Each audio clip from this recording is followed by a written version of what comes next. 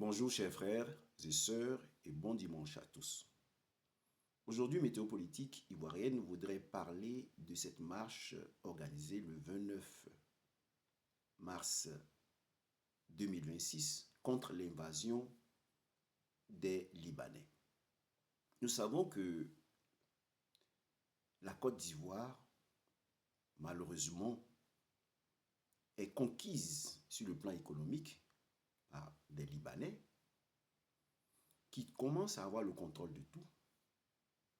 Et le flux de Libanais qui arrivent en Côte d'Ivoire fait que notre pays devient une colonie libanaise. Parce qu'une colonie, c'est un territoire conquis par une métropole et où les gens de la métropole peuvent venir habiter comme ils veulent. Voilà une colonie. Et si nous ne contrôlons pas l'immigration qui en provenance du Liban, s'il n'y a aucune politique d'immigration, si les réfugiés libanais ne sont pas mis de côté et s'introduisent tout de suite dans le tissu économique de la Côte d'Ivoire, eh bien, ayant pris le contrôle économique de notre pays, on assiste à une invasion et la Côte d'Ivoire devient automatiquement une colonie libanaise. Est-ce que la marche du 29 mars résoudra ce problème? Question. Parce qu'en réalité, il faut d'abord éviter de tomber dans le piège des provocations de Libanais ignorants. Certains vous disent qu'il y a 100 ans que leurs pères sont en Côte d'Ivoire et qu'ils sont plus ivoiriens que nous. Eh bien, dites à ce dernier, à ce Libanais, que la Côte d'Ivoire est indépendante depuis 1960. Donc, on parle de la citoyenneté ivoirienne à partir de 1960, non 100 ans avant. Si on parle de 100 ans, on avait deux peuples. On avait les Français qui étaient des colons et on avait ceux qu'on appelait des indigènes qui étaient régis par le code de l'indigénat. Donc, qui subissaient les travaux forcés. C'est même en 1944 que le président Houphouët-Boigny et son compagnon, le syndicat agricole africain, se sont battus pour récupérer nos terres.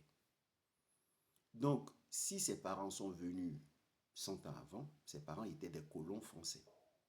Ils n'étaient pas soumis au droit, à la loi de l'indigénat, au droit de l'indigénat, au code de l'indigénat. Non.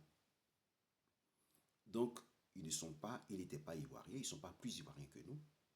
Les colons français se sont retirés quand la Côte d'Ivoire est devenue indépendante.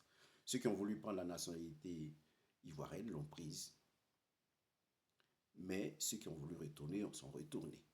Donc, ils ne sont pas plus ivoiriens que nous parce qu'ils sont arrivés 100 ans avant. Cela est faux. Voilà. Sur le plan juridique, c'est faux. Maintenant, il y a un autre qui dit qu'il a été déchu de sa nationalité libanaise, il est né à Djamé, il est plus ivoirien que nous. Alors, il faut dire à ce dernier qu'il est ignorant parce que du point de vue du droit international, aucun Libanais ne peut être déchu de sa nationalité. C'est quand tu as la double nationalité que tu peux être déchu de ta nationalité. Lui, il peut être déchu de la nationalité ivoirienne. Parce que l'ONU, qui lutte contre l'apatridie, ne peut pas permettre qu'un pays prive un de ses fils de sa patrie. La seule chose que peut faire un pays face à un fils, un autochtone libanais, c'est de le mettre en prison à perpétuité s'il a commis des fautes graves. Celui qui peut être déchu de sa nationalité, c'est celui qui a la double nationalité. Lui, par exemple, il est en Côte d'Ivoire et il soutient un groupe, un État terreau-terreau, qui a violé la constitution ivoirienne parce que le 4e mandat, le 3e mandat n'existe pas dans notre constitution. Donc, dans tout pays du monde, celui qui a la double nationalité, qui devient terreau-terreau, c'est-à-dire en France, si un citoyen français qui a la double nationalité pose des actes de terrorisme vis-à-vis de la France, il peut être déchu de sa nationalité. s'il va contre les intérêts importants de la France, il peut être déchu de sa nationalité. Mais on ne perd pas sa patrie. Donc ce Libanais est un ignorant qu'il ne faut pas suivre. Ce sont des provocations gratuites, il n'est pas plus ivoirien que nous. Ce sont les autochtones, les ethnies, on les connaît, il y a les Abé, il y a les Dida, il y a les Sénoufo.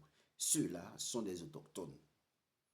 Même s'ils ont commis des fautes graves contre la Côte d'Ivoire, on ne peut pas les déchoir de la nationalité ivoirienne. On peut les condamner à travers les procès, mais on ne peut pas les déchoir de leur nationalité. Donc, vous comprenez que ce sont des provocations gratuites qui sont produites par des ignorants que vous ne devez pas suivre. Ceci dit, nous allons parler maintenant de cette marche du 29. Cette marche du 29, qui l'organise? On vient de mettre un jeune Ivoirien en prison qui dit qu'il est contre le grand changement, le grand remplacement. C'est-à-dire prendre des peuples, les envoyer et puis remplacer les Ivoiriens. Parce que c'est ce que nous devenons progressivement, devenons une colonie libanaise. Mais ici, il faut comprendre que lorsque le président Laurent Gbagbo n'avait pas donné de mot d'ordre, il savait que Ouattara voulait une guerre civile. Aujourd'hui, nos prisonniers ne seraient plus vivants. Ils seraient sous terre si le président Laurent Gbagbo avait donné un mot d'ordre. Et ils auraient accusé le président Laurent Gbagbo d'être à l'origine de ce massacre, de cette guerre civile. Ce que Ouattara est en train de faire aujourd'hui, c'est ce qu'il a fait déjà avec les jeunes du Nord. Il les a utilisés pour s'installer au pouvoir, pour massacrer leurs propres frères ivoiriens. Et après, qu'est-ce qu'il a fait? Il a utilisé les étrangers, dont les Libanais, pour se débarrasser de Pansoro Guillaume, de ses amis, d'Ibé et autres, qui voulaient être président. Donc quand tu le gênes à un moment, il se débarrasse de toi. Aujourd'hui, qu'est-ce qui se passe? Ouattara subit deux pressions principales, une pression extérieure et une pression interne. Cette pression interne, c'est quoi? Les Libanais sont venus. Les voleurs au sein du gouvernement de Ouattara, ceux qui ont volé 400 milliards, 300 milliards, 100 milliards et autres, ont donné de l'argent aux Libanais pour faire du commerce. Et ceux-là sont, on l'appelle des prête-noms.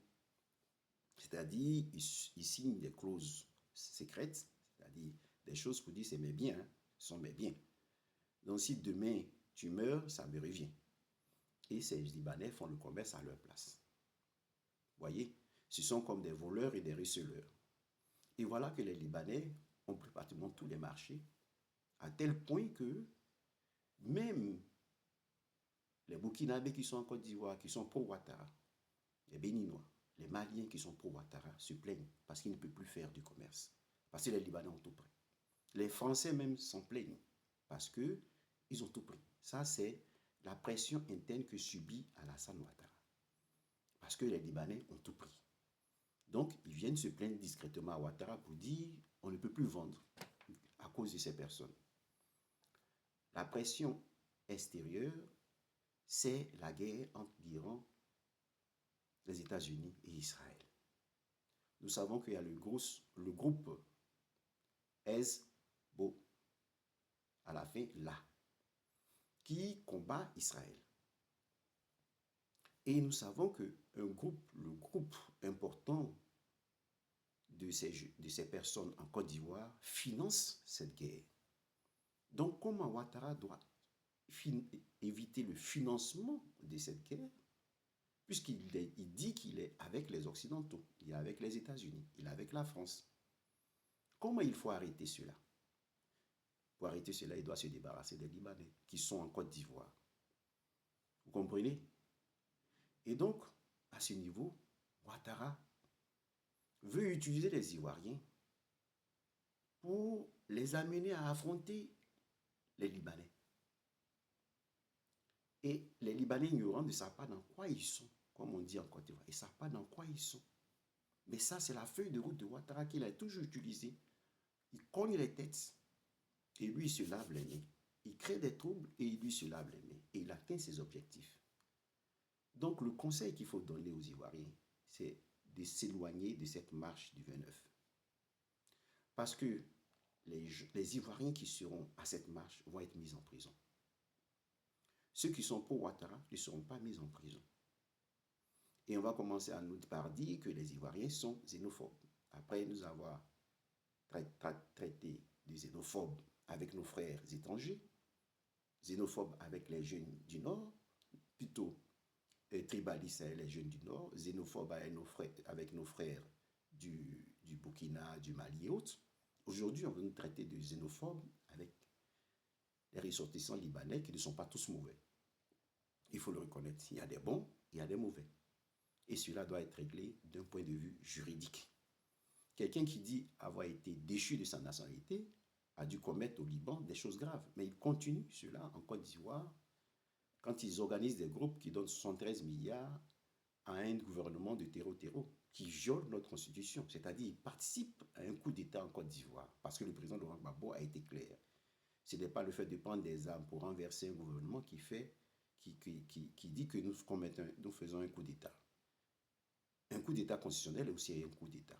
Et tous ceux qui participent, les étrangers qui participent à ce coup d'État, eux, ils peuvent être déchus de leur nationalité. Donc, c'est quelque chose qu'on peut résoudre sur le plan juridique. On ne peut pas se lever et aller contre un groupe où il y a des innocents, il y a des bons, il y a des mauvais. Il faut savoir faire, il faut avoir du discernement pour ne pas s'engager dans une lutte que Ouattara veut spécialement pour se débarrasser de ses amis libanais. Voilà ce que j'avais à dire à ce niveau. Merci et à la prochaine vidéo.